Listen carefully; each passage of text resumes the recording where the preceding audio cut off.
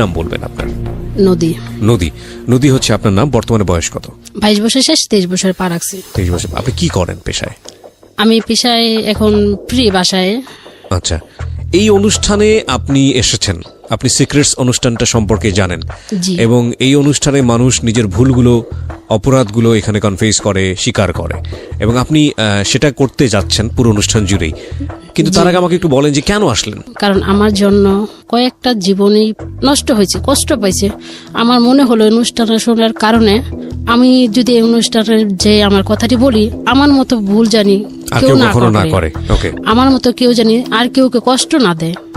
ওকে, আমরা শুরু করতে পারি, একেবারে ব্যাকগ্রাউন্ড থেকে শুরু করব। ঠিক আছে, আপনি এই অনুষ্ঠানের খোঁজ পেলেন কিভাবে, এটা আগে বলেন। আমি 3 বছর যাবত আপনার অনুষ্ঠানটা শুনছি, কিন্তু এখন মনে হলো আমি নিজেই তো একটা অপরাধী। আমি কার অপরাধীর গল্প শুনি, আমি নিজেও যা বলি তাহলে অনেক মানুষ সতর্ক হয়ে যাবে। কিবরিয়া ভাই, আমার একটা প্রশ্ন ছিল, জি। আপনি কেন ওই চ্যানেল থেকে না বলে চলে আসছেন? আচ্ছা, আপনি প্রশ্নটা অনুষ্ঠান শুরু হওয়ার আগে বারবার আমাকে জিজ্ঞেস করছিলেন। আমি বলেছিলাম যে আপনি আমাকে অনুষ্ঠানেই করেন, তাতে করে এটা অনেকেরই বিষয়টা জানা হয়ে যাবে। প্রথম কথা হচ্ছে যে এটা না বলা না, এটা আমি যখন একটা রেডিও থেকে অন্য কোনো রেডিওতে যাচ্ছি, তখন আমি যদি বলি যে আজকের পর থেকে আমাকে শুনতে পাবেন ঢাকা এফএমে, ওই রেডিওতে বসে, এটা খুবই নন প্রফেশনাল শোনা যায়, এবং এটা ওই রেডিও পারমিটও করে না, তাই না? সুতরাং না বলে না আসলে। তবে হ্যাঁ, আমার হয়তো আরও একটু বলা উচিত ছিল যে আমি খুব শীঘ্রই অন্য একটা রেডিওতে জয়েন করতে যাচ্ছি, সেখানে আমাকে আপনারা শুনতে পাবেন। কিন্তু আমি সেটা বললেও যে সেখান থেকে সেটা প্রচার করা হবে, এমন তো কোনো গ্যারান্টি ছিল না। হ্যাঁ, এবং আমি জানি যে এরকম অনেক মানুষই, আমি এখন পথে ঘাটে, হাটে মাঠে ঘাটে আমার সঙ্গে দেখা হয়ে যায় যে ভাই আপনি রেডিও ছেড়ে দিলেন কেন? ওকে এই প্রশ্ন করে অনেকেই। আমি তো ভাই রেডিও ছেড়ে দেইনি। আমি যেদিন থেকে আমার পূর্বের স্টেশন ত্যাগ করেছি, এই ঢাকা এফএমে জয়েন করেছি, সেদিন তার পরের সপ্তাহ থেকেই আমি রবিবার এবং বুধবার দুটো অনুষ্ঠান নিয়ে আপনাদের সঙ্গে আছি, এবং এই অনুষ্ঠানের কন্টেন্টগুলো সেম, প্রেজেন্টেশনের ধরনটা একটু আলাদা। এবং তারপরেও আমি দেখেছি যে অনেক মানুষই এখন পর্যন্ত জানে না যে আমি ঢাকা এফএমে কাজ করছি, হয়তো ধীরে ধীরে জেনে যাবে আর কি। হ্যাঁ কিবরিয়া ভাই, কারণ আপনি যেদিন বলছেন আজকে অনুষ্ঠানে লাস্টে দিয়ে আমার কিছু কথা শুনতে পারবেন, সেদিন মানে কি কিবরিয়া ভাই কি বলতে চায়, এতদিন যাবত সেজন্য অপেক্ষা তো করছি। অপেক্ষা তো করার পরে দেখি সে আর চ্যানেলে থাকবে না। সে কোথায় যাবে, কি কারণে যাবে, কারণটা তো কি একটু তো জানাবে না, ফেসবুকে তো জানাবে। এর জন্য জানেন আমি অনেক কান্না করছি সেদিন রাত, আমার ঘুমই হয়নি। কারণ আপনাকে আমি কখনো দেখিনি, আজকে আমার জীবনে প্রথম দেখা। তারপর আপনি কণ্ঠ শুনে আর আপনার ব্যবহার আচার এতটা ভালো, সেটা থ্যাংক ইউ। আমার সামনে বসে প্রশংসা করছেন, আমার কিছুটা বিব্রত লাগছে। Thank you very much. আপনাদের এই ভালোবাসা নিঃসন্দেহে সেটা আমার জন্য অনেক বড় পাওয়া, সৃষ্টিকর্তার কৃপা। আমরা মূল জায়গাটা থেকে শুরু করতে চাই। বুঝতে পেরেছি অনেকেই কষ্ট পেয়েছেন, কিন্তু ধীরে ধীরে খুঁজে পাবে আমাকে, আমি এটা বিশ্বাস করি। কারণ বাংলাদেশের লার্জেস্ট নেটওয়ার্ক হচ্ছে ঢাকা এফএম এর। সো টুডে অর টুমোরো সবাই এটা জানবে, খুঁজে পাবে। ওকে, নদী, একেবারে ব্যাকগ্রাউন্ড যেটা বোঝাচ্ছি যে আপনি যে আজকে যে জায়গাটায় এসে উপনীত হয়েছেন, এবং আপনি বুঝতে পারছেন যে আপনার যে ভুলগুলো, অপরাধগুলো, সেই ভুল আর অপরাধের পেছনে তো একটা শক্তিশালী কারণ আছে। সেই ছোটবেলা থেকেই আমি শুরু করতে চাই যে কিভাবে আপনি ধীরে ধীরে এই জায়গাটায় এসেছেন। আমার মা হেরা 3 ভাই, আমরা 3 বোন 2 ভাই। তখন আমার বড় বোন হলো, তারপরে আমি হলাম, তারপরে আমার আরেকটা বোন হলো। এই কারণে আমার আম্মু আমার ছোট খালাম্মার কাছে আমাকে দিয়ে দিল।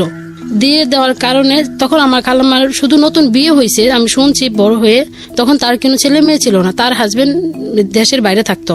এই জন্য আমার ছোট খালাম্মা আমাকে নিয়ে নিল। নিয়ে নেওয়ার পরে তারপরে আমার মা আমার কোনো খরচপাতি দিত না, আমার বাবাও দিত না, আমার খালাম্মা চাইতো না, বলতো আমার হাজবেন্ড বাইরে থাকে, তুই থাক, আমারই তো মেয়ে, বোনের মেয়ে, আমার মেয়ে। বয়স যখন 5 বছর, তখন আমার খালাম্মার ঘরে আমার একটা বোন হলো। বোন হওয়ার পরে তারপরে আমাকে স্কুলে ভর্তি করে দিল। আমি স্কুলে যাওয়ার সময় আমার বোনকে দিয়ে আসি, আবার নিয়ে আসি। তারপরে আস্তে আস্তে যখন আমি 6-এ উঠলাম, আমি আবার খুব সাইকেল চালাতে পছন্দ করতাম। আমি সাইকেল নিয়েই, স্কুলটা অনেক দূরে ছিল, সাইকেল চালিয়ে স্কুলে যাইতাম। সাইকেল চালিয়ে স্কুলে যাওয়ার পথে মানে কয়েকটা ছেলে মানে প্রশ্ন করতো, এই মেয়েটা কেন সাইকেল চালিয়ে স্কুলে যায়? সবাই তো এইভাবে সাধারণভাবে যায়, পেয়ে হেঁটে যায়, এই মেয়েটা কেন এই সাইকেল চালা যায়? আমরা ওই মেয়ের পাশে পাশে যাব।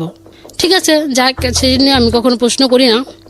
তারপরে একদিন একটা ছেলে বললো, নদী তুমি কেন সাইকেল চালায় স্কুলে যাও? এটা কোন ক্লাসের? আমি তখন 6-এ ভর্তি হয়েছি। 6-এ ভর্তি হয়েছেন? বললাম কি, দেখো আমাদের বাসা থেকে অনেকটা লেট হয়ে যায়, আমার বোনকে স্কুলে পৌঁছাই দিয়ে আমার স্কুল যাইতে হয়, আমার পায়ে হেঁটে যাওয়ার এত সময় নাই, এর জন্য আমি নিজে সাইকেল চালাইয়া যাই। তারপর বললো ঠিক আছে যাও। এইভাবে তো ছেলেরা খারাপ ভাবে, গ্রামে একটু গ্রাম সাইডে, এটা শহর হলে চলতো। আমি প্রতিদিন সাইকেল চালাই, ওখানটা যাই, ছেলেটা প্রতিদিন দোকানে বসে থাকে, শুধু আমাকে ফলো করে। আমি আবার স্কুল ছুটি হওয়ার টাইমে বসে থাকে, যাওয়ার সময় বসে থাকে। একদিন আমি মেলাতে, বাড়ির পাশে মেলা হয়, বিরাট বড় মেলা, সেই মেলাতে গেলাম। মেলাতে যাওয়ার পরে সে আমার জন্য একটা গোলাপ নিয়ে দাঁড়ায় আছে, বলে নদী এটা তোমার জন্য। আমি বলি, কেন এটা আমার জন্য? আমি এই গোলাপ দিয়ে কি করবো? গোলাপ তোমার চুলে পরবা, এই মেয়েদের চুলেই তো গোলাপ খুব সুন্দর লাগে। আমার আচ্ছা ঠিক আছে। পরে তারপরে আসলাম, তারপরে এইভাবে 6 জীবনটা পার হয়ে গেল। ছেলেটা এইভাবে শুধু তাকাই থাকলো। তারপরে 7 উঠলাম, উঠার পরে আর তার সাথে দেখা হলো না, সে কোথায় জানি চলে যায়। তারপর আমি এটে উঠলাম, এটে উঠার 2 মাস পরে বিয়ে দিয়ে দিবে, আমাকে আর পড়াশোনা করাবে না, আমি অনেক দুষ্টু, সাইকেল চালাই, স্কুলে যাই, মানে আমাকে আর বিয়ে দিয়ে দিবে। একটা ছেলে আমাদের এলাকায় মেয়ে দেখতে গেল, মেয়ে দেখার পরে সে মেয়ে বাসায় ছিল না, আমি স্কুল থেকে আসছি, সে আমাকে রানিং অবস্থা দেখে আসলো। দেখে আসার পরে বলো কি এই মেয়েটা কার? আমি তো মেয়ে দেখতে আসছি, এই মেয়েটাকে আমার ভালো লাগছে, আমি একটু তার ফ্যামিলির সাথে কথা বলতে পারি। তারপরে একজনকে প্রশ্ন করলে এই মেয়েটা বাড়ি দেখাই দিল, ওই যে মুখ বাড়ি যান তৈলে পাওয়া যাবে। তারপর যাওয়ার পর আমি তো তখন বাসায় ছিলাম না, আমার ক্লাসে পড়েন তখন? আমি তখন ক্লাস 8 পড়ি। হ্যাঁ, তারপরে আমার আব্বু মার সাথে কথা বলে আচ্ছা মেয়ে তো বড় হয়েছে, বিয়ে দিবই, তাহলে তোমার বাবা মাকে নিয়ে এসো। তারপরে ছেলের বাবা ছিল না, মা ছিল, তারা খুব ছোট ফ্যামিলি ছিল, 1 ভাই 1 বোন ছিল, আর বোনের শুধু একটা মেয়ে ছিল। তারপরে তারা আসলো, আসার পরে এক দেখায় আন্টি পরে রেখা গেল, বিয়ে হোক আর না হোক আন্টিটা পড়ে থাক। তারপরে পরে আমাদের ফ্যামিলিতে গেল, যাওয়ার পরে কিনো রকম, মানে তখন আমার বাবা মার চিন্তা ছিল কি আমার মেয়েকে বিয়ে দিয়ে দেবো, সে যেই রকমই হোক। আসলে কিন্তু তখন আমার বয়স রানিং 14 বছর চলতেছিল, তখন আমার হাজবেন্ডের বয়স প্রায় 40-এর কাছাকাছি হয়ে গেছে। কিন্তু তার টাকা পয়সা ছিল, অনেক টাকা পয়সা ছিল, কিন্তু এর জন্য বিয়ে দিবে। ছেলে হোক না বয়স্ক হোক, বয়স, তা তো টাকা আছে, বাড়ি আছে, গাড়ি আছে, মান সম্মান আছে, দিয়ে বিয়ে। মেয়ে তো অবশ্যই হ্যাপি থাকবে, সুখে থাকবে। তারপরে আমি তো ছেলেকে যে একদিন দেখছিলাম, তারপরে মানে পরে শান্তি পরে রেখে গেলো, তারপরে একদম সরাসরি বিয়ে। তারপরে বিয়ে ভালোই হয়েছে, মানে দুমদাম করে বিয়ে হয়েছে। বিয়ে হওয়ার পরে আমাকে যখন বাসা নিয়ে আসলো, তখন আমি দেখি, তারপর এখন নিজে চোখের সামনে দাঁড়ায় দেখি কি, যখন বাসর রাত্রে এটা কার সাথে বিয়ে দিছে, সে তো আমার মনে হয় আমার বাবার বয়সের সেম, সে আমাকে এই ছেলের সাথে কেন বিয়ে দিলে? আমি তারপর তাকে বললাম, আপনি আমাকে কেন বিয়ে করলেন? আমি তো তোমাকে বিয়ে করছি, তোমাকে একা বিয়ে করিনি, তোমার বাবা মাকে সাক্ষী রেখে বিয়ে করছি, তাহলে বিয়ে করছি। তারপরে ঠিক আছে, সংসার করতেছি। তখন স্বামী কি জিনিস আমি বুঝতাম না, মাঝে মাঝে শাশুড়ির সাথেও ঘুমাই থাকতাম, মানে এই রুমও ঘুমাই থাকতাম, ওই রুমও ঘুমাই থাকতাম, মানে কোনো ছিল না। তারপরে বললাম কি আমাকে এখন একটা ফোন কিনে দেবেন, আমি তো বাবা মার সাথে কথা বলতে হয়।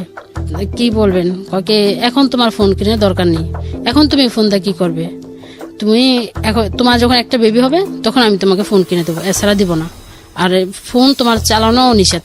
আর একটা কথা সে বলে রাখছিল শুরু থেকে, তুমি কখনো পর্দা ছাড়া বাইরে যেতে পারবে না, তুমি সবসময় পর্দা করে বাইরে যাইবা, তুমি বিনা কারণে গেটের বাইরে বেরোতে পারবে না। আমার সে এখনো পর্যন্ত গেটের বাইরে বেরোতে দেয় না, গেটে বাইরে বেরোতে পারবো না। ঠিক আছে, তখন তো বুঝি না বেরো, গেটে বাইরে না বেরোলে কি হবে? পুরো পাশটা তো ঘরের ভিতরে থাকতেই পাইতাছি, তোর দরকার কি গেটে বাইরে দেওয়ার দরকার? তো যাই না। তো এমন কথা হতে একদিন সে আমাকে আমার বাবা বাড়ি নিয়ে যাবে। নিয়ে যাওয়ার পরে মানে বাবা বাড়িতে আসতেছি, তখন বাসে উঠছে, বাসে ওঠার পরে একটা লোক পাশাপাশি সিটে বলছে কি, ভাইয়া আপনার মেয়েকে কি শ্বশুর বাড়িতে নিয়ে আইতেছেন? আমি তখন এই কথাটা শুনে কি জানেন না, আমি অনেক কান্না করছি। আমি তারপরে থেকে ভাবি তার সাথে আমি আর কখনো বাইরাবো না। তখন আমি বরখা ছাড়াই বাইরেছিলাম। যখন এই কথাটা বললো, আপনি কি ভাই আপনার মেয়েকে শ্বশুর বাড়িতে নিয়ে আসতেছেন? আমি কি রে, আসলে কি আমি এটা ভাবি? সে বয়স সবাই তো ভাবে, না হলে সে কেন এই কথাটা বলবে? তখন আমার হাজবেন্ড প্রশ্নের উত্তর দেয়নি, প্রশ্ন উত্তর না দিয়ে আমি কান্না করতেছি। তারপরে সেই লোকটা বুঝতে পারছে আমি তার ওয়াইফই হব, এর জন্য কান্না করতেছি। তারপরে বলল থাক, মানুষের কথা কি হয়। তারপরে আমি বাসায় এসে কিছু বলিনি, আমি তারপরে এভাবে শুয়ে থাকার পরে তারপরে আমার আস্তে আস্তে মানে একটা বেবি পেটে আসলো। বেবি পেটে আসার পরে সে আমাকে এমনি তো বাসা থেকে বাইরে যেতে দেয় না, একদম নিষেধ। এখন যখন 1.5 মাস বেবির বয়স পেটে, তখন বললো তোমার এখন থেকে গেটের বাইরে যাওয়া একদম নিষেধ, শুধু ডাক্তার চেক আপ করবে, বাসায় এসে ম্যাডাম আসবে। 12 তারিখে ডেট ছিল, আমাকে 5 তারিখে সিজার করবে, নর্মালি বাচ্চা নেবে না। তারপর 5 তারিখে নেওয়া যাওয়ার পরে মানে তখন আমার বয়স 16 বছর। নেওয়া যাওয়ার পরে হাসপাতালে অনেক ডাক্তাররা অনেকটা রাগ হচ্ছে, এত অল্প বয়সের মেয়ে, আপনি এখনই মা। তারপর ঠিক আছে, অপারেশন হলো, মেয়ে হওয়ার পরে তখন আমার হাজবেন্ড তো অনেকটাই খুশি, অনেকটাই হ্যাপি তার মেয়েকে দেখে। কিন্তু বউ কি হলো সেটা দেখার তার প্রশ্ন ছিল না। মানে বউয়ের খবর না নিলেও চলবে, মেয়েটা ঠিক আছে কিনা এটা হচ্ছে বউর মূল খবর না কথা। নিলেও হ্যাঁ। চলবে, আমার মেয়ে হয়ে গেছে, আমার একটা সংসারের হয়ে গেছে। তারপর ঠিক আছে, মেয়ে নিয়ে অনেকটা হ্যাপি। এখন হাসপাতালে রিলিজ করে আমি বাবা বাড়িতে নিয়ে যাবে, এখন বলে কি না আমার বাড়িতে যেতে হবে। আমার বাবা বলে কি না, আমার মেয়ে এখন তোমার বাসায় যে কিচ্ছু করতে পারবে না, এখন খাটে তো নামতে পারবে না, আমার মেয়ে আমার বাসায় থাকবে। তারপরে আমার হাজবেন্ড হাসপাতালের বিল সব পরিশোধ করে দিয়ে আমার বাবা বাড়িতে পাঠাইলো। তারপরে নিয়ে আসলো 12 দিনের দিনে। নিয়ে আসার পরে বেবিটা আস্তে আস্তে আস্তে আস্তে মানে মানে করতেছে, মানে এমনভাবে টক করতেছে জানি সে আমাকে ভুলে থাকতে পারে। আমাকে ভুলে থাকতে থাকতে সব সময় দাদুর কাছে থাকে, মানে ওর দাদিকে দাদু বলা শিখাইছি, মানে দাদা তো নাই, আল্লাহ দাদুর কাছে থাকতো। আর ওর আব্বু তো মিরপুরে একে দোকান আছে জামা কাপড়ের, দোকানের থেকে রাত্রে 11টায় 10টায় যাই বাবা সবসময় তাদের কাছে রাখতো, আমাকে দিত না তেমন একটা। খাওয়া পড়া গোসল যা আছে সব করতো। করার পরে তারপরে একদিন তার আস্তে আস্তে দেখি কি তার শরীরে পরিবর্তন আসতেছে, মানে সে স্বাভাবিকভাবে সুস্থ না, আমি দেখতেছি শুধু অসুস্থ হয়ে যাচ্ছে। মানে আপনার মেয়ের কথা বলছেন আপনি? না, আমার হাজবেন্ডের কথা বলছি। আচ্ছা। মানে সেখান থেকে কি অসুস্থ হয়ে যাচ্ছে, মানে যখন আমি স্বামী কি জিনিস বুঝতাম না, মানে সে তখন একটু আগ্রহ ছিল। যখন আমি বুঝতে চেষ্টা করলাম সে আমার স্বামী, তাকে দিয়ে আমার সবটাই দরকার, তখন সে আস্তে আস্তে তো দুর্বল হয়ে গেল। দুর্বল হওয়ার তারপরে থেকে আস্তে আস্তে কিবরিয়া ভাই মানে সে আলাদা রুমে থাকা শুরু করলো। এটা বিয়ের কতদিন পরে? বাচ্চাটা হওয়ার 6-7 মাস পরে থেকে। আচ্ছা, বাচ্চাটা হলো কত বছর পরে? বাচ্চাটা বিয়ে 3 বছর পরে হয়েছে। 3 বছর পরে হয়েছে, তার মানে 3.5 বছর 4 বছর পর্যন্ত আপনাদের রিলেশনশিপ একরকম ছিল, ভালোই বলা যেতে পারে। মানে একরকম না, মানে তখন আমি স্বামী কি জিনিস বুঝতাম, তখন আপনি বুঝতেন না, কিন্তু মানে যা স্বাভাবিক চলতো। আচ্ছা, কিন্তু তারপরে যখন আপনি বোঝা শুরু করলেন, যখন আমি সেই সময়টাতে সে আলাদা রুমে থাকা শুরু করলো, তাই বলতে চাচ্ছেন? আচ্ছা, ওকে, আমরা এখানে একটা বিরতি নেব প্রিয় শ্রোতা, ছোট্ট একটা বিরতি। আজকে যেই সিক্রেটসটা এখানে রিভিল হচ্ছে সেটা একটা মানুষের ব্যক্তি জীবনের গল্প, কিন্তু এটা আমাদের সমাজে কিন্তু এই ঘটনা একক না, খুব বেশি রেয়ার না। এই ভদ্রমহিলা কত বড় ভুল করেছে বা কত সিক্রেটস সে আজকে এখানে রিভিল করবে সেটার ব্যাকগ্রাউন্ডে রয়েছে আমরা। ছোট্ট একটা বিরতির পর আমরা আবারও ফিরবো মাত্র সিক্রেটসে। আপনারা শুনছেন ঢাকা FM 90.4। এই অনুষ্ঠান চলাকালীন সময় আমাদের ইউটিউবে আপলোড হচ্ছে, আপনি চাইলে ইউটিউবে চলে আসতে পারেন এবং অবশ্যই আমাদের চ্যানেলটি সাবস্ক্রাইব করতে ভুল করবেন না। সাবস্ক্রাইব করার পর পাশের বেল বাটনটি অন করে দেবেন, তাহলে আপনার সেলফোনে আপনি জানতে পারবেন আমরা কখন কখন নতুন কন্টেন্ট আপলোড করছি। আমাদের ইউটিউবের ঠিকানা হচ্ছে www.youtube.com/DFM904। আমি আবারও বলছি youtube.com/DFM904। প্লিজ সাবস্ক্রাইব করবেন। প্রিয় শ্রোতা, আপনাদের অসংখ্য অনুরোধে, চাপাচাপিতে এবং জোর করাতে একটা বিশেষ অনুরোধ আমাকে রাখতে হচ্ছে। সেটা হলো, বেশ কিছুদিন আগে বইয়ের ব্যাপারে আমি একটা অফার দিয়েছিলাম যে বইটি যদি আপনি প্রিয় মানুষকে উপহার দিতে চান এবং তাকে যদি আমার পক্ষ থেকে কিছু লিখে দিতে চান, তাহলে সেই সুযোগটি থাকছে। মাত্র 2 দিনের জন্য অফারটি দেবার পর অসংখ্য অনুরোধ আসে এবং এরপর অফারটি বন্ধ হয়ে যায়। আমি সবার জন্য এই অফারটি আরও একবার ওপেন করছি। এখন থেকে শুরু করে আগামী 2 দিন আবার ওই অফারটি আমি দিচ্ছি। যদি আপনি এই বইটি কাউকে উপহার দিতে চান, যে বইটি বাজারে এসছে আমার জীবন গল্প এবং সিক্রেটস, এবং তাকে যদি আপনি কিছু লিখে দিতে চান, তাহলে যেটা করতে হবে, আপনাকে ফোন দিতে হবে এই নাম্বারে। নাম্বারটি হচ্ছে 0963871771। আমি আবারও বলছি 09638771771। ফোন দেওয়ার পরে আপনি কল সেন্টার থেকে কিছু নির্দেশনা পাবেন, সেই নির্দেশনা অনুসারে আপনি কাজ করবেন এবং আমি অতি দ্রুত আপনার হাতে বইটি পৌঁছানোর ব্যবস্থা করব। এই অফারটি শুধুই এই নাম্বারে ফোন করে যারা বইটি অর্ডার করবেন তাদের জন্য প্রযোজ্য, অন্য কোথাও থেকে এই অফারটি প্রযোজ্য হচ্ছে না। শুধু এই নাম্বারটি থেকে যারা বইটি অর্ডার করবেন, অ্যাডভান্স অর্ডার, ঢাকা সহ সারা বাংলাদেশে। হ্যাঁ, নদী, আমরা যেখানটায় ছিলাম তারপর আমি মানে মাঝে মাঝে বলি কি, আপনি কেন এই রুমে থাকেন? বলে আমার তো কাজ থাকে, ব্যবসা বাণিজ্য করি, ব্যস্ত থাকি, তোমার কাছে তো মানে এতটা বেশি বয়সে এত রাত পর্যন্ত রাত্রে জেলা কাজ করলে হিসাব টিসাব করলে তুমি তো বিরক্ত হবে। আমি কি সব সময় আপনি তো কাজ করে আমার রুমে যেতে পারেন, আমি ঘুমাইতাম, আমি ভাবতাম সে আসবে, আমি তারপরে মানে অপেক্ষা থাকতে থাকতে ঘুমাই পড়তাম। এখন দেখি কি রাত পাটে সকাল হয়ে গেছে, এখনো সে আসেনি, ওই রুমেই শুয়ে পড়ছে। তারপরে শুয়ে থাকার পরে তারপরে একদিন আমি নিজের থেকে ওই রুমে গেলাম। ওই রুমে যাওয়ার পরে আমি বলছি আমি এখন আপনার কাছে কিছু চাই। এখন তুমি কি চাও? আমি আপনার স্ত্রী হয়ে যা যেতে পারি তাই চাই। কয় সরি আমি এখন দিতে পারবো না। দিতে পারবেন না কারণটা কি? আমি এখন সন্দেহ ঢুকলো, সে কেন এমনটা করে, কেন একটা স্বাভাবিক ছেলে তো এমনটা করবে না। আমার বেবি হয়েছে দেখে আমার কাছে আসে না, না কি কারণটা কি আমি এখন জানবো। আরো মানুষও তো বেবি হয়, তার হাজবেন্ড কি তাকে রেখে চলে যায়?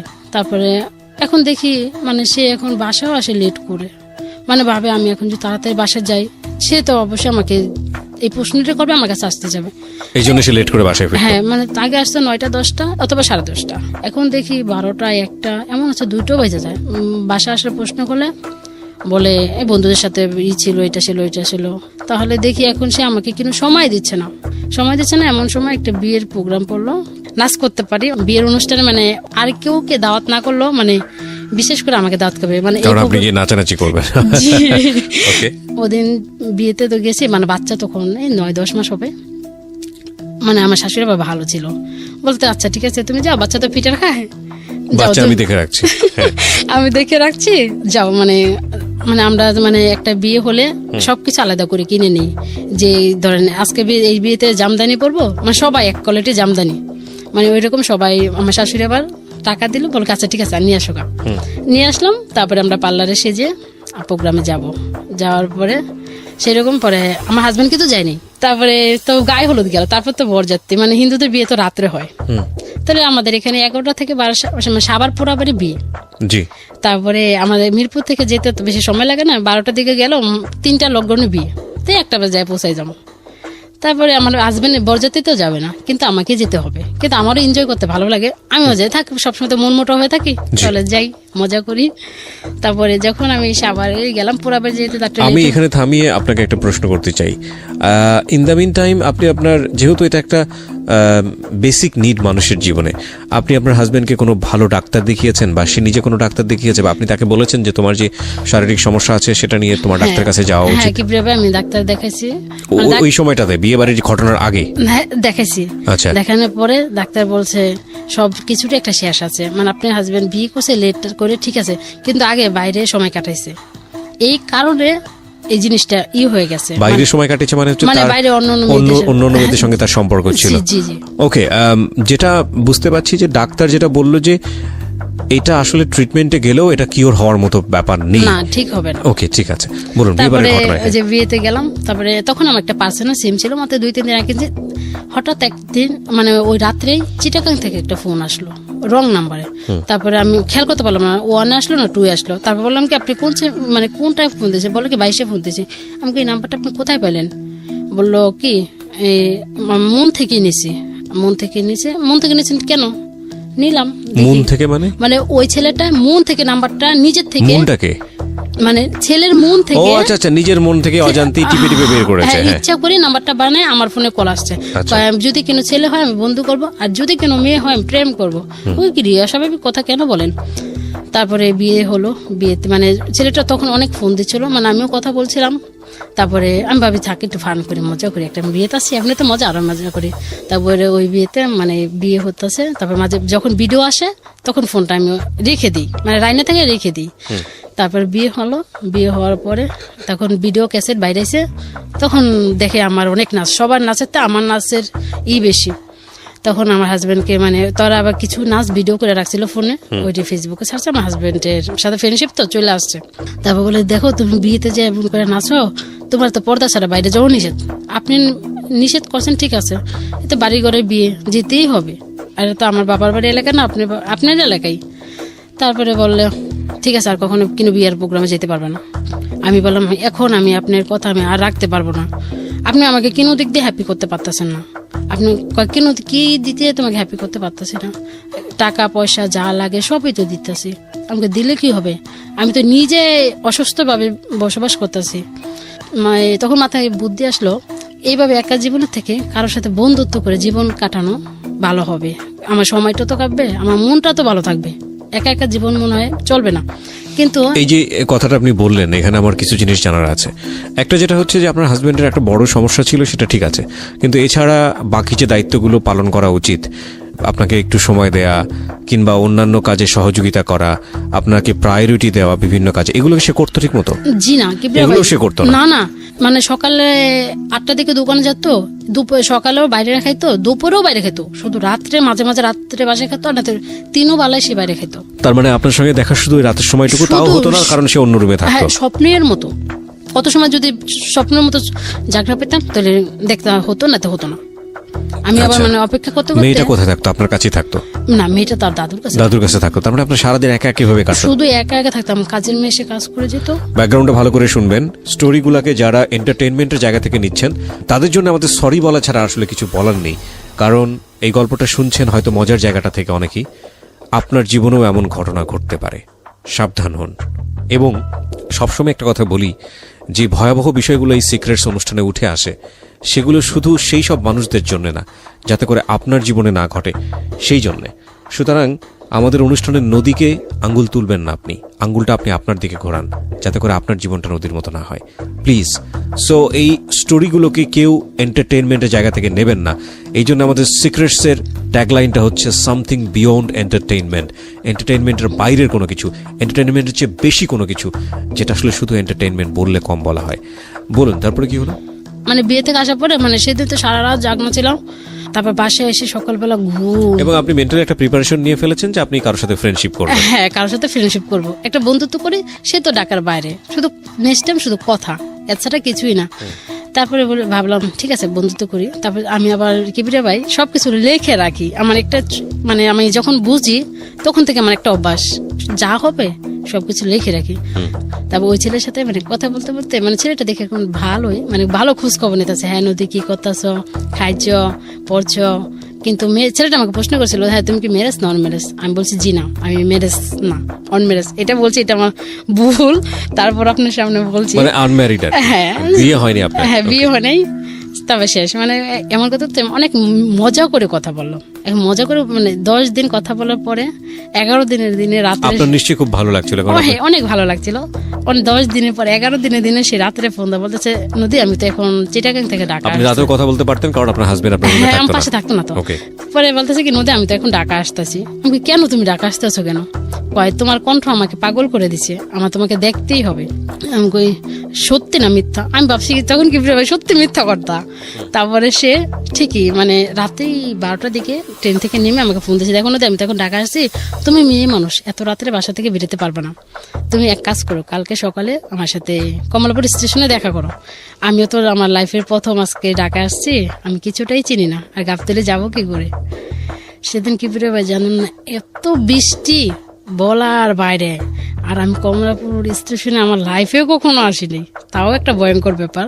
তো আমার হাজবেন্ড তো বাসায় না, দোকানে। তখন আমার শাশুড়ি মাকে বললাম কি মা। ছেলেটার নাম কি ছিল?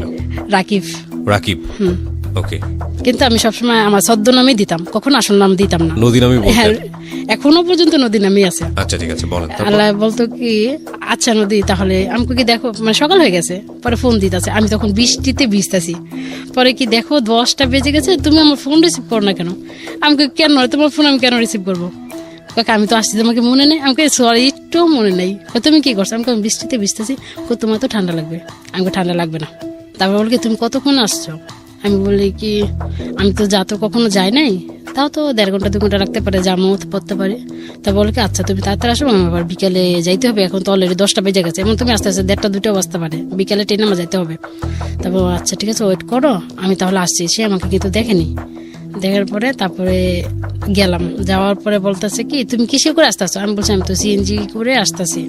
সে কয় কি আচ্ছা বলো তুমি অ্যাড্রেসটা দাও, তোমার পরনে কি, মানে আমি বলছি আমি তাও কিছু দেবো না, দেখি তুমি আমাকে চিনতে পারো কিনা। তারপর আচ্ছা ঠিক আছে অ্যাড্রেস দিতে হবে না, তুমি আসতেছো তো, এটা তো শিওর? আমাকে হ্যাঁ এটা শিওর। তারপরে বলে তারপর আমি যখন সিএনজিতে নাইমে ভাড়া দিচ্ছি তখন আমাকে সে ফোন দেয়, বলে তোমার মাথায় কি লালন না? আমাকে কি হ্যাঁ, এটাই নদী? আমাকে হ্যাঁ। পরে গেলাম, আর একটা ফ্রেন্ডকে নিয়ে আসছিল, এই কথা বললাম, কথা বলে মানে হোটেলে খাইলাম, বিলটা আমিই দিলাম, ওদেরকে দিতে দিলাম, কারণ এত দূর থেকে আসতে চিটাগাং থেকে। সম্পর্কটা কি ছিল আপনার এই মানে সম্পর্কে মানে তার সাথে যে বললাম না, শুধু প্রেমের অভিনয়, মানে অভিনয় তো আমরা বুঝতে পারছি, কিন্তু তখন পর্যন্ত ও কি জানতো যে আপনি ওকে লাভ করেন, ভালোবাসেন? হ্যাঁ, সে তখন ভাবতো কি, বলে কি নদী, এখন তো আমি তোমাকে দেখছি, তুমি তো আমাকে দেখছো, তোমাকে এখন আমার অপছন্দ, আমি তো ভাবি মনে মনে আপনি তখনও কথা দেননি না, নাকি? আমি ঠিক বুঝতে পারছি না, মানে ছেলেটা কি জানতো যে আমি তাকে ভালোবেসি, তাকে বিয়ে করব? এটা ছেলেটা জানতো? হ্যাঁ, এর জন্য সে ঢাকাতে আর আসছে। আপনার জায়গা থেকে বিষয়টা ছিল টাইম পাস? হ্যাঁ, আমার কাছে তো বিশেষ ছিল টাইম পাস, কারণ আমার হাজবেন্ড আমাকে সময় দেয় না। এক্স্যাক্টলি। আপনি ছেলেটার নাম কি বলছিলেন? রাকিব। রাকিব। তারপরে বলো কি, দেখো নদী, তুমি তো আমাকে এখন দেখছো, এখন কি আমাকে অপছন্দ হয়? আমি বললাম কি, না, পছন্দ তো হয়।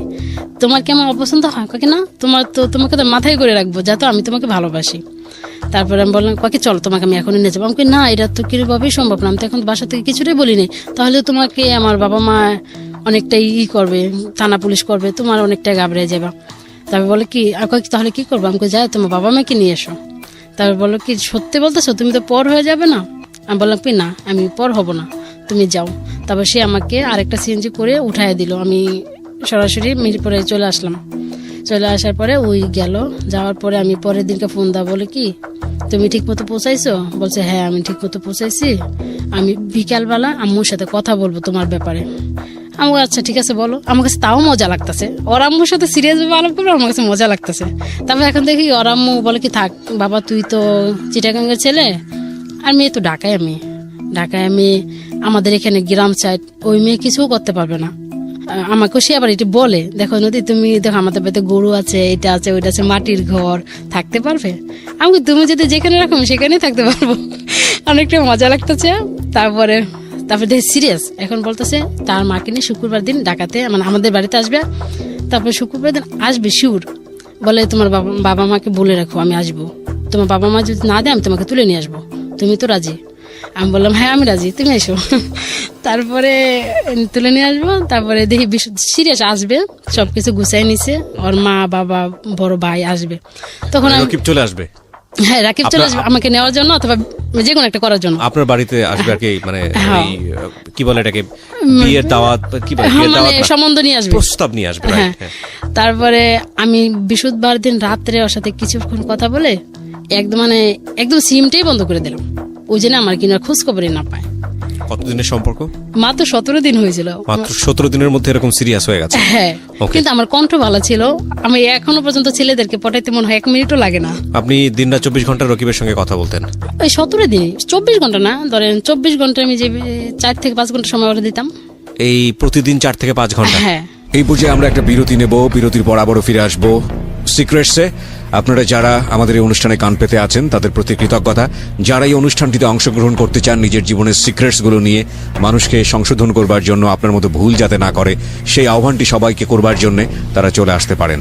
আমরা প্রিয় শ্রোতা, এই অনুষ্ঠানে আসার জন্য যে নাম্বারটি ওপেন রেখেছি 24 ঘন্টা, সে নাম্বারটি হচ্ছে 09611904 আমি আবারও বলছি 09611904904। ফিরছি 2 মিনিট পর। বিরতির পর আরো একবার স্বাগত জানাচ্ছি সিক্রেটসে। আপনারা শুনছেন ঢাকা FM 90.4। এই অনুষ্ঠান চলাকালীন সময় আমাদের ইউটিউবে আপলোড হচ্ছে, আপনি চাইলে ইউটিউবে চলে আসতে পারেন এবং অবশ্যই আমাদের চ্যানেলটি সাবস্ক্রাইব করতে ভুল করবেন না। সাবস্ক্রাইব করার পর পাশের বেল বাটনটি অন করে দেবেন, তাহলে আপনার সেলফোনে আপনি জানতে পারবেন আমরা কখন নতুন কন্টেন্ট আপলোড করছি। আমাদের ইউটিউবের ঠিকানা হচ্ছে www.youtube.com/DFM904। আমি আবারও বলছি youtube.com/DFM904। প্লিজ সাবস্ক্রাইব করবেন। প্রিয় শ্রোতা, আপনাদের অসংখ্য অনুরোধে, চাপাচাপিতে এবং জোর করাতে একটা বিশেষ অনুরোধ আমাকে রাখতে হচ্ছে। সেটা হলো, বেশ কিছুদিন আগে বইয়ের ব্যাপারে আমি একটা অফার দিয়েছিলাম যে বইটি যদি আপনি প্রিয় মানুষকে উপহার দিতে চান এবং তাকে যদি আমার পক্ষ থেকে কিছু লিখে দিতে চান তাহলে সেই সুযোগটি থাকছে। মাত্র 2 দিনের জন্য অফারটি দেবার পর অসংখ্য অনুরোধ আসে এবং এরপর অফারটি বন্ধ হয়ে যায়। আমি সবার জন্য এই অফারটি আরো একবার ওপেন করছি। এখন থেকে শুরু করে আগামী 2 দিন আবার ওই অফারটি আমি দিচ্ছি। যদি আপনি এই বইটি কাউকে উপহার দিতে চান, যে বইটি বাজারে এসছে আমার, জীবন গল্প এবং সিক্রেটস, এবং তাকে যদি আপনি কিছু লিখে দিতে চান তাহলে যেটা করতে হবে, আপনাকে ফোন দিতে হবে এই নাম্বারে। নাম্বারটি হচ্ছে 09638771771। আমি আবারও বলছি 09638771771। ফোন দেওয়ার পরে আপনি কল সেন্টার থেকে কিছু নির্দেশনা পাবেন, সেই নির্দেশনা অনুসারে আপনি কাজ করবেন এবং আমি অতি দ্রুত আপনার হাতে বইটি পৌঁছানোর ব্যবস্থা করব। এই অফারটি শুধুই এই নাম্বারে ফোন করে যারা বইটি অর্ডার করবেন তাদের জন্য প্রযোজ্য, অন্য কোথাও থেকে এই অফারটি প্রযোজ্য হচ্ছে না। শুধু এই নাম্বারটি থেকে যারা বইটি অর্ডার করবেন, অ্যাডভান্স অর্ডার, ঢাকা সহ সারা বাংলাদেশে। হ্যাঁ, নদী, আমরা যেখানটায় ছিলাম তারপরে ওই তো মানে হয় আমাকে অনেক বিশ্রাইছে, আমি তখন এতটা ফিল করিনি। রাকিব শেষের পরে মানে আমার বাবা বাড়িতে আমাকে যেতে দিছে। এখন কিছুদিন আমার ভাই অসুস্থ ছিল, তারপরে এই জন্য আমাকে যেতে দিচ্ছে আমার হাজবেন্ড, মানে 2 মাস থাকতে পারবো। তখন আমাদের বাড়িতে আবার কাজ করতেছিল, ছাদ জ্বালাই দিব। তখন আমার আব্বু বলতেছে, মানে একটা ড্রাইভারের নাম্বার বলতেছে, এই নাম্বারটা আমি বলি, তুমি একটু এই নাম্বারটা লিখে দাও। তা আমি বলছি খাতায় না লিখে আমার ফোনে সেভ করে ফেলাইছিলাম। তো আমি কতদিন পর আব্বুর নাম্বারটা দিচ্ছি, সঙ্গে সঙ্গে দেওয়ার পরে মানে নাম্বারটা তো আমার ফোনে ছিলই। তারপরে আমি ওর একটা মিস দিলাম, মিস দেওয়ার সঙ্গে সঙ্গে ওই ব্যাগ দিল। ব্যাগ দেওয়ার পরে অনেকটা দুষ্টামি করতে করতে, আমার বোনও ছিল তখন, আমার বোনটা অনেকটা বড় হয়ে গেছে, তখন দুষ্টামি করতে করতে অনেকটা কথা বলতে বলতে মানে ওই আমাকে প্রেমের অফার করা শুরু করলো। এখন থেকে ভালোই তো কথা তো হচ্ছে। আমি তাকে একদিন বলছি, তুমি কি ঢাকার না ঢাকার বাইরে? সে বলছে আমি চাঁদপুরের, কিন্তু মিথ্যা কথা, সে ছিল ঢাকারই। ওকে, নাম কি ছিল? তার নাম ছিল ইসলাম। ওকে, কিন্তু তাকে আমি কখন ইসলাম বলে ডাকতাম না, সব গাড়ি চালাইতে তো সবসময় রানিং এ থাকতো, এই জন্য তাকে আমি রানিং বলে ডাকতাম। ওকে, এই যে 5-6 মাস মানে সম্পর্ক বয়স হলো, মানে কি দেখা নাই, শুধু কথা। কিন্তু হচ্ছে আমাকে অনেকটা লাভ করতো মনে হয়। মানে একদিন যদি তার সাথে আমি কথা না বলতাম, পরের দিন আমার ফোনে 200 টাকা পাঠিয়ে দিত। আমাকে এত টাকা পাঠিয়ে কেন, এত টাকা দাম কি? এমন সময় আমার ফোনে 5000 টাকাও জমা গেছে, প্রতিদিন 100 টাকা করে পাঠাইতো। একদিন কথা না বলে 200 টাকা পাঠাইতো। তাই আমি চলতে চলতে বলে কি, নদী আমি তো এখন বর্ষাকাল ফ্রি আছি, তোমার সাথে একটু দেখা করতে চাই, মানে মিরপুর মাজার রোড দেখা করতে আসবে। বলকে আসবে তো? পরে আমাকে আচ্ছা ঠিক আছে আসবো। বলছে আচ্ছা ঠিক আছে, আমি বাসা থেকে বাইরে যেতেছি, তুমিও বাইরে যাও। মানে তখন মাথায় একটা কাজ করছে, বাসা থেকে বাইরে যেতেছে, আমারও বাইরে তো, তাদের চাঁদপুর থেকে আসতে এত সময় লাগে, এত কম সময়। তখন বলছে এখানে একটা ফলের দোকান আছে, তুমি এখানে দাঁড়াও। যার পর দেখি সে রিক্সা করে, সাদা লুঙ্গি পরে, কালো শার্ট পরে, মানে মানে আশেপাশে আসলে যেভাবে আসে ওইভাবে আসছে। এখন দেখি সে মানে তার সাথে আমার সম্পর্ক হয়েছে, এটা আমি বিশ্বাসই করতে পারি না।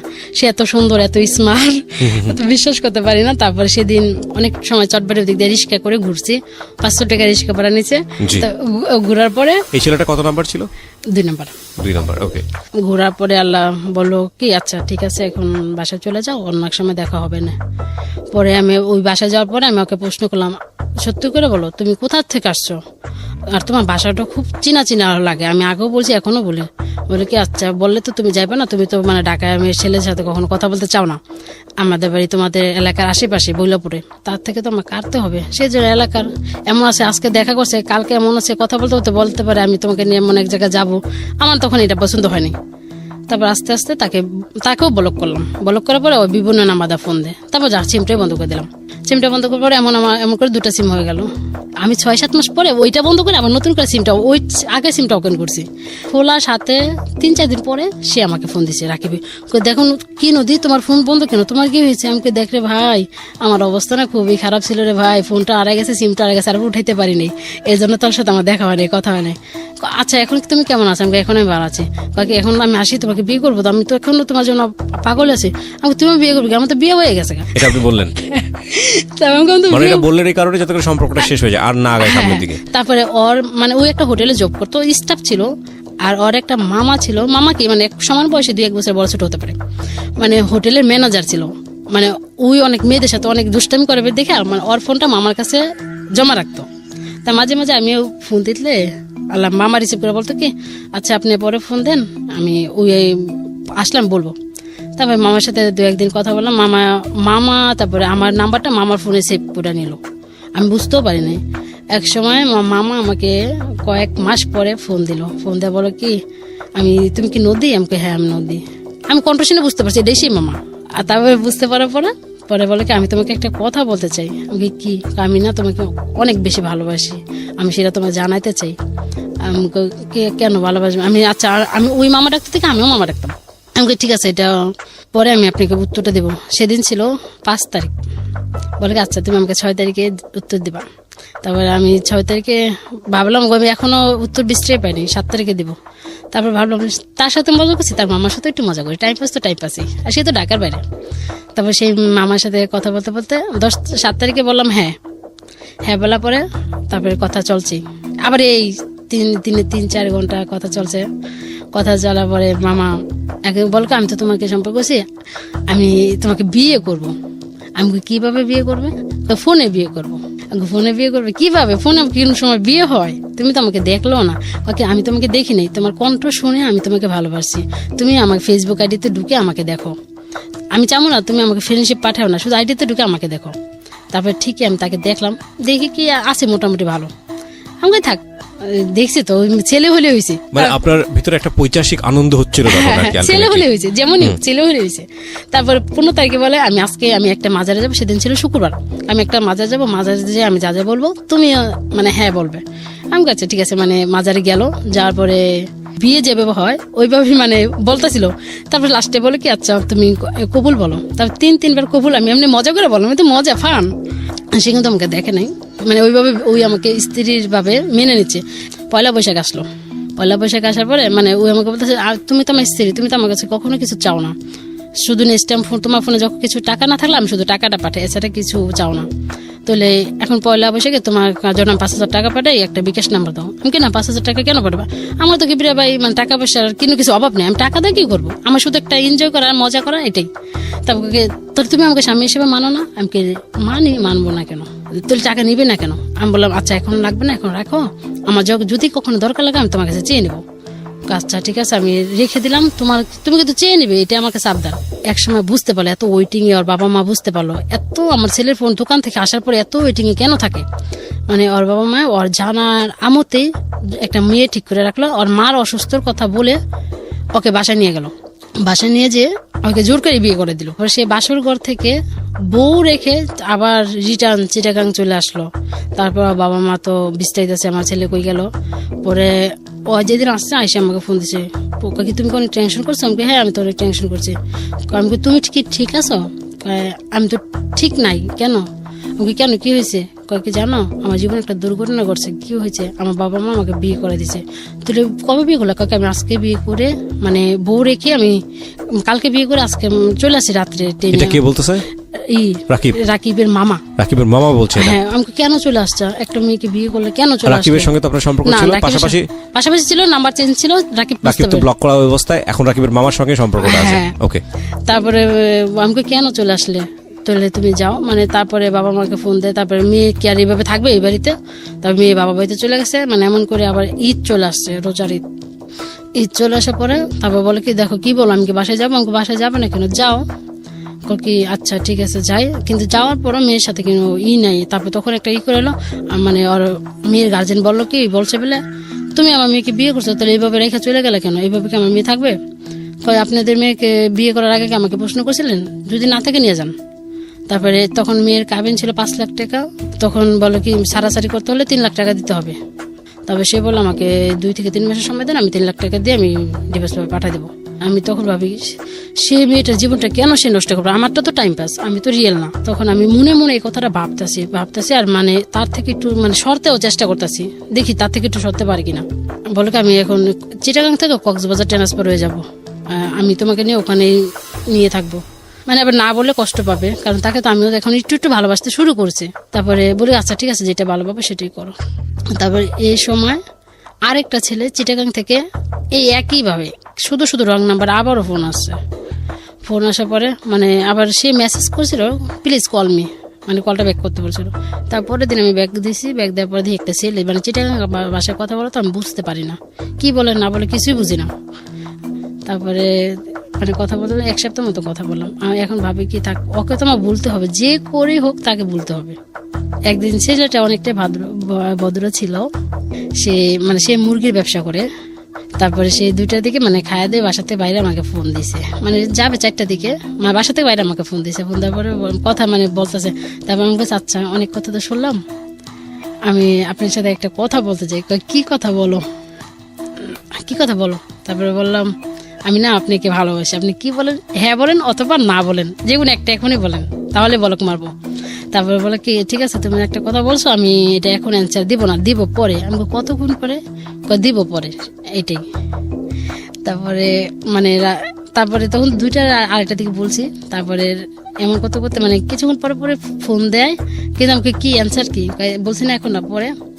তারপরে রাত 3টা বেজে গেল, তখন ছিল বুধবার, আপনার অনুষ্ঠান ছিল 1টা পর্যন্ত, আমার অবশ্যই জেগে থাকতে হবে। তারপর অনুষ্ঠান শোনার পরে আবার ফোন দিয়েছি, পরে বল কি আচ্ছা আমি আর 1-1.5 ঘন্টা লাগবে, ফ্রি হয়ে তোমাকে জানাবো। তারপরে ফ্রি হয়ে জানালো হ্যাঁ আমি তোমার অ্যান্সারে রাজি হওয়ার পরে তারপরে মানে এবার কথা চলতে আছে, ওর মাল শেষ হয়ে যায় 3টা 3:30, ওই বাসা যায় 6টায় 7টায়, মানে তখন পুরো কয়েক ঘন্টা আমাকে সময় দেওয়ার পরে মানে রাকিবের মামা আমাকে লক দিচ্ছে, তখন আমি না ঠিক আছে, আমি যেটা বুঝতে পারছি সেটা হচ্ছে যে আপনি চাচ্ছেন রাকিবের মামার বিয়ের সংসারটা ভেঙে না যাক, হ্যাঁ এবং এই জন্য আপনি মানে আস্তে আস্তে ওর জীবন থেকে সরে যেতে চাইতেছি, মানে যখন অন্য কারোর উপর ইনভলভ হচ্ছেন। হ্যাঁ ওকে, আমি ভাবছি তাকে আমি 3-4 ঘন্টা সময় দিলাম, এখন যদি আমি 2 ঘন্টা সময় দিই আমার আস্তে আস্তে ও কমে যাবে।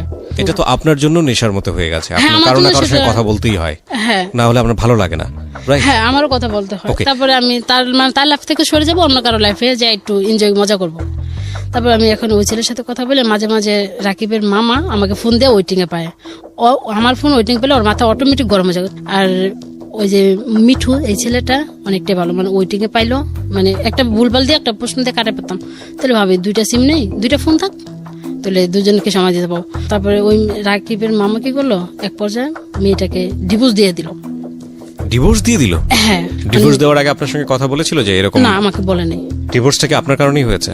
আমি ভাবি মনে হয় আমার কারণেই হয়েছে, আমি তো যদি তাকে এমন করে ভালোবাসার অফার না করতাম, মানে এমন করে না জড়াইতাম, তাহলে তো মনে ডিভোর্স তো হতো না। কিন্তু আপনার সঙ্গে জড়ানোর পরে তো সে বিয়ে করেছে, হ্যাঁ তাহলে সে বিয়ে কেন করলো? বিয়ে বাবা মা জোর করে করছে, যদি বলছে যদি বিয়ে না করস তাহলে আমি আর তোর বাবা মারা যাবো। ঠিক আছে এই জন্য। ঠিক আছে, তো ডিভোর্স হয়ে গেল। হ্যাঁ, তারপরে মানে কথা বলতে মানে এক সময় দেখি কি মানে ওয়েটিং এ পাইলো, রাত বাজে 2টা, মানে ওই ছেলেও ফোন দিছে, মিঠুও ফোন দিছে, রাসেলও ফোন দিতেছে, মানে ওয়েটিং পাওয়ার পরে বললাম কি আমার রাসেল তুমি এই মুহূর্তে কল দাও, মানে এই মুহূর্তে আর অডিও কল তো মানে হয় না।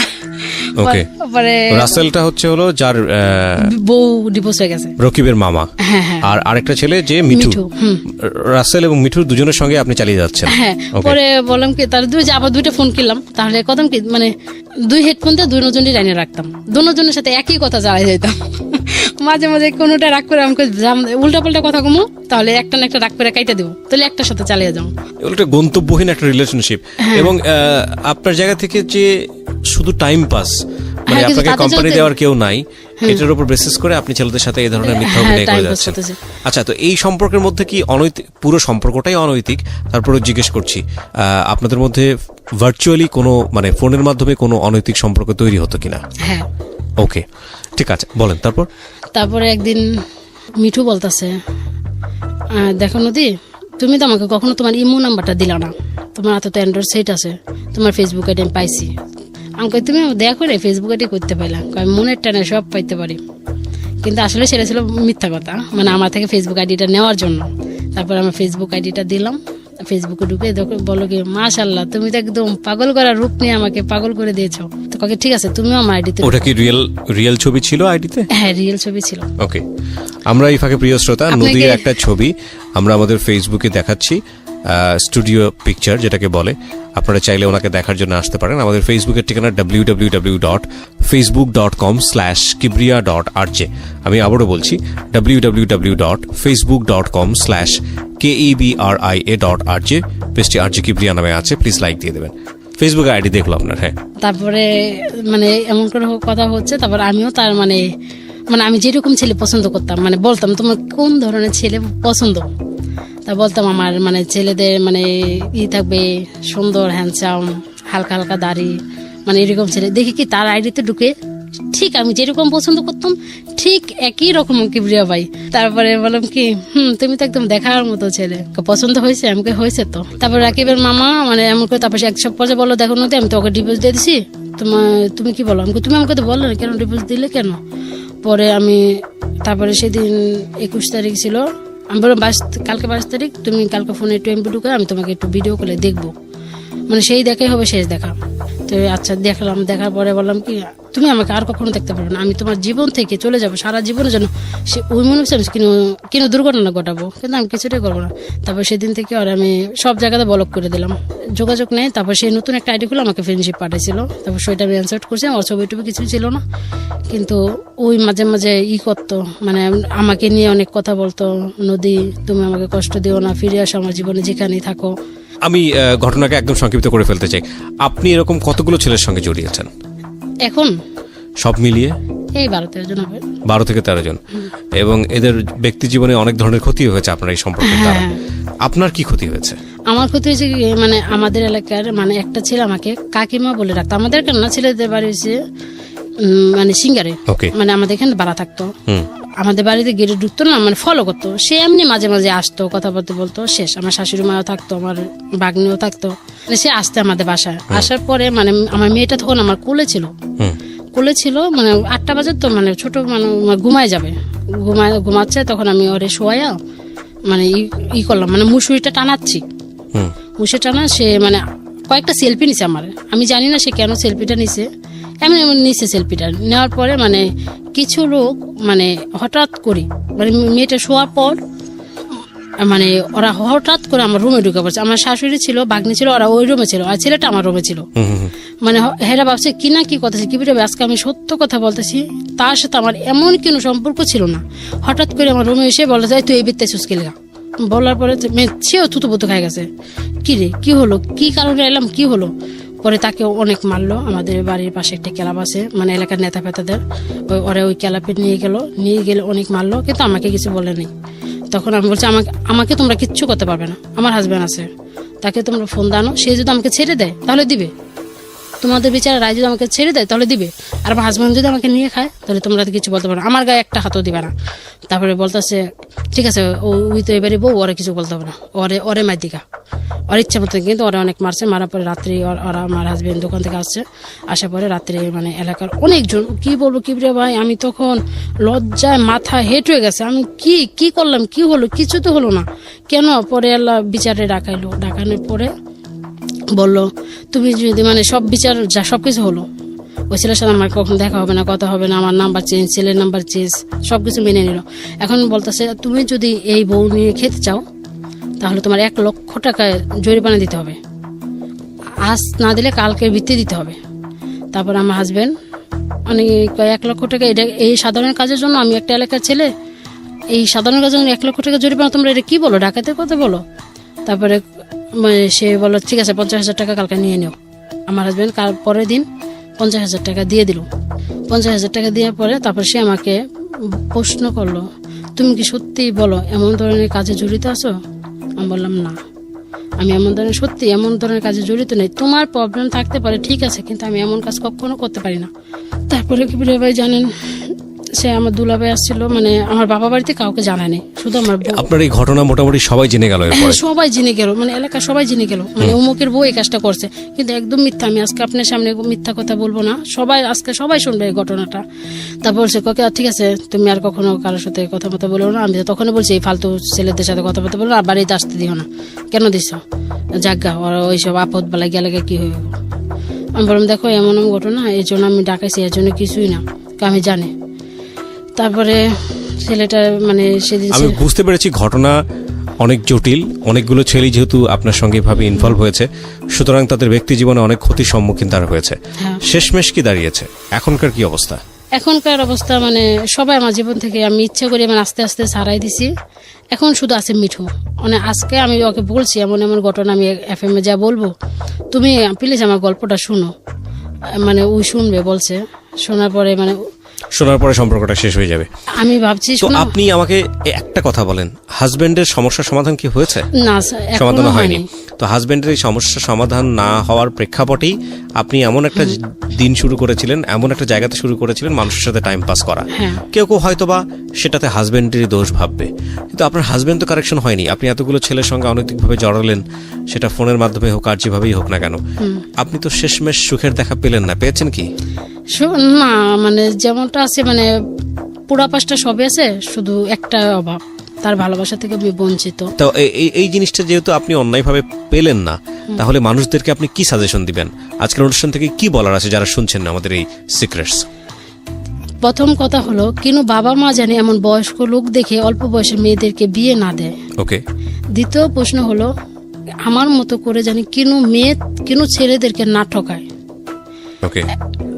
তৃতীয় প্রশ্ন হলো, মিঠু তুমি আমাকে পারলে ক্ষমা করো, আমি জানি তুমি আমার গল্পটা শুনবে, তুমি এখনো তুমি লাইনে আছো, আমাকে ফোন দিচ্ছ, তোমার জি। ফোনটা রিসিভ করতে পারতাছি না, তুমি পারলে আমাকে ক্ষমা করে দিও। তুমি শপথ নিয়েছিলে তুমি মারা যাওয়া পর্যন্ত বিয়ে করবে না, তুমি আমাকে দেখে বিয়ে করতে রাজি হয়েছো। এবং কিবরিয়া ভাই আমি 100% বলে দিচ্ছি, দেখো আমার একটা বিয়ে হয়েছে, আমার একটা মেয়েও আছে। তারপরও সে রাজি। তারপরে বলে কি, আমার তো বয়স হয়েছে মোটামুটি অনেকটাই, 2 ভাই বিয়ে করছে, আমার বয়স হয়েছে, তাহলে আমি আমার ফ্যামিলি এক পর্যায়ে ফ্যামিলিকে বলে দিল কি, আমি ঢাকায় মেয়েকে বিয়ে করে ফেলেছি, আমার একটা বাচ্চাও হয়ে গেছে, তোমরা বকা সকা করবা দেখে আমি আমার বউ বাচ্চা বাসায় আনতে পারি না, তোমরা এখন কি বলো। তারপর এই কথা শুনে ওর মা ওকে অনেক অনেক আদর করে, বলে আচ্ছা ঠিক আছে, বিয়ে জানি করছস, তাহলে তো বউ বাচ্চা আনতেই হবে।